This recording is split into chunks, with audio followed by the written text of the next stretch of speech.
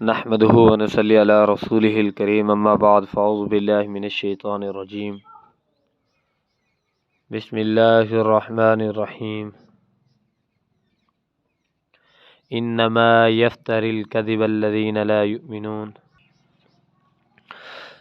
سامعین کرام، آج میں جس عنوان تے جس غیبت دے بارے بھی بیان آ چکا ہے اور اس کے بعد بہتان کیا چیز ہے، بہتان کتنا بڑا گناہ ہے، اس کے بارے بھی بیان آ چکا ہے۔ آج اس کے بعد جو اچھا لگتا ہے، جو معمول ہے روزانہ کی بنیاد پر ہر بات پر 5 منٹ میں کم از کم 1 2 3 پورے دن میں نہیں کہتا کہ انسان 1 2 جھوٹ بولتا ہے۔ آج کے دور میں ہر جو بھی اپنی محفل میں بیٹھتا ہے لوگوں کو ہنسانے کے لیے، لوگ میرے لیے واہ واہ کریں، لوگ کہیں کہ اس نے کیا بات کر دی، لیکن وہ ہوتا جھوٹ ہے۔ لوگوں کو ہنسانے کے لیے جھوٹ بولا جاتا ہے کہ لوگ یہ بات سن کر ہنسیں، میری بات سن کر وہ جھوٹ بول دیتے ہیں۔ سامعین کرام، جو میں نے آپ کے سامنے آیت مبارکہ پڑھی ہے، انما یفتری الذین کذب لا یؤمنون، اللہ تعالیٰ نے اپنے قرآن مجید سورہ نحل میں بیان فرمایا ہے کہ جو لوگ جھوٹ گھڑتے ہیں وہ اللہ پر ایمان نہیں رکھتے۔ اللہ اکبر۔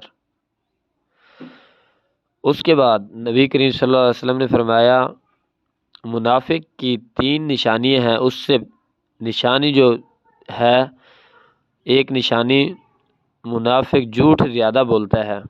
لوگ کہتے ہیں منافق پیٹھ پیچھے برائیاں کرتا ہے تو منافق ہے، یہ منافق نہیں ہوتا، یہ غیبت ہوتی ہے۔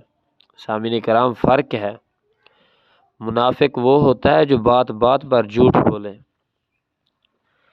جو ہمارے نبی کریم صلی اللہ علیہ وسلم نے فرمایا۔ اور اس کے بعد جھوٹ معمولی بات ہے، جھوٹ کو گناہ بھی نہیں سمجھا جاتا۔ سچ نیکی ہے، اور نیکی نبی کریم صلی اللہ علیہ وسلم نے فرمایا نیکی جنت کی طرف لے جاتی ہے، اور جھوٹ گناہ ہے، گناہ جہنم کی طرف لے جاتا ہے۔ سامعین اکرام، سچ اتنا بڑی دولت ہے، یہ عزتیں دیتا ہے، تخت پر بٹھا دیتا ہے۔ دیکھ لیں یوسف علیہ السلام کا قصہ، ہم نے پیچھے پڑھا ہے نا، یوسف علیہ السلام کا قصہ۔ انہوں نے جھوٹ نہیں بولا، اللہ تعالیٰ پر ان کا اتنا ایمان تھا۔ تو آج کے جھوٹ بولا جاتا ہے چھوٹی موٹی فیصلے کے لیے، آپ پر ہم یہ اعتماد کرتے ہیں، آپ گواہی دے دیں تو ان کا یہ فیصلہ ہو جائے گا، یہ فیصلہ ہو جائے گا، دوسرا گواہی دے دے گا، جھوٹ بول دے گا۔ اور اس کے بعد آج ہمارے معاشرے میں تو جھوٹ بولنے والے چائے کی پیالی پر بکتے ہیں، ایک چائے کی پیالی پر ان کی یہ ویلیو ہے، جھوٹ بول دیتے ہیں، جھوٹ کو گناہ ہی نہیں سمجھتے۔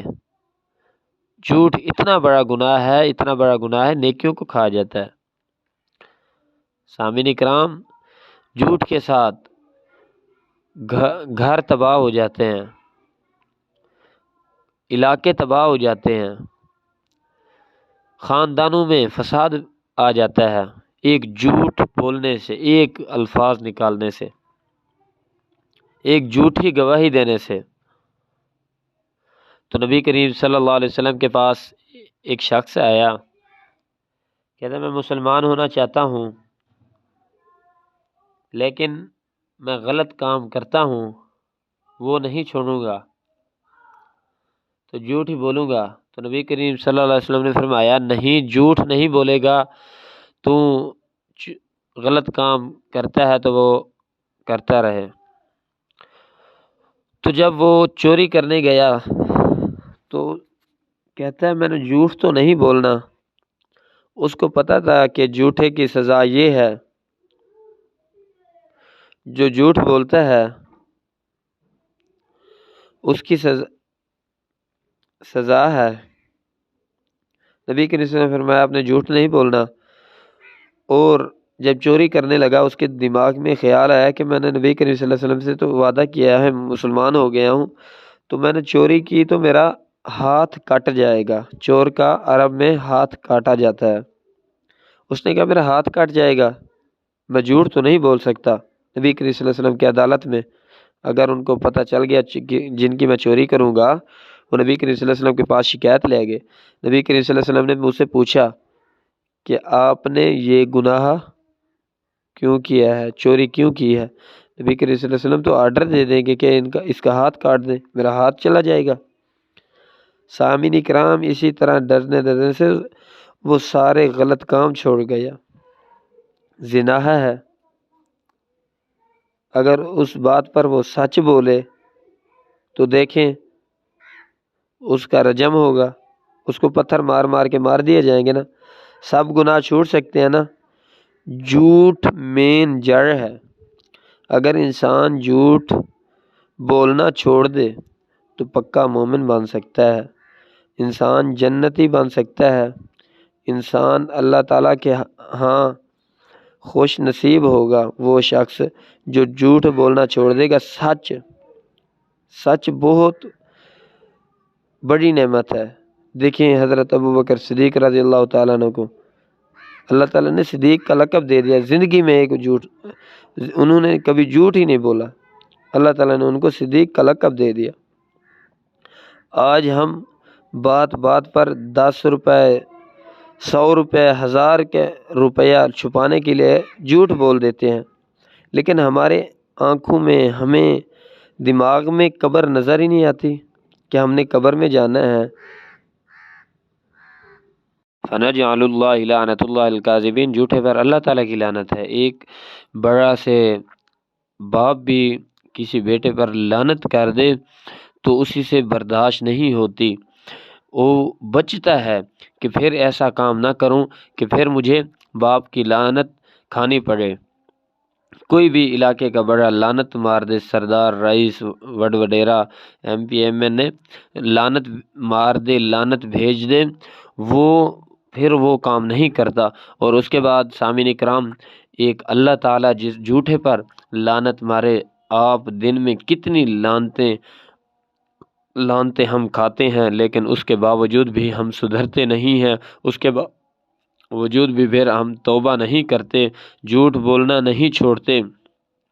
جھوٹ بہت بڑا گناہ ہے، جس گناہ کی وجہ، بہت سارے گناہوں کی وجہ جھوٹ بنتا ہے۔ سامعین کرام، چوری کی کسی نے، اس نے جھوٹ بولا بچ گیا، زنا کیا تو اس نے جھوٹ بولا تو بچ گیا، اسی طرح دنیا میں بچ جائے گا، لیکن آخرت میں وہ ذخیرہ بنتا جا رہا ہے، وہ آخرت میں اس کی سزا ضرور پائے گا۔ یہیں پر آج کا اختتام کرتے ہیں۔ اللہ تعالی ہم سب کو سچا مسلمان بننے کی توفیق عطا فرمائے، جھوٹ سے بچنے کی توفیق عطا فرمائے۔ جو کچھ سنایا اللہ تعالی سب سے پہلے مجھے عمل کرنے کی توفیق عطا فرمائے اور اس کے بعد آپ کو توفیق عطا فرمائے۔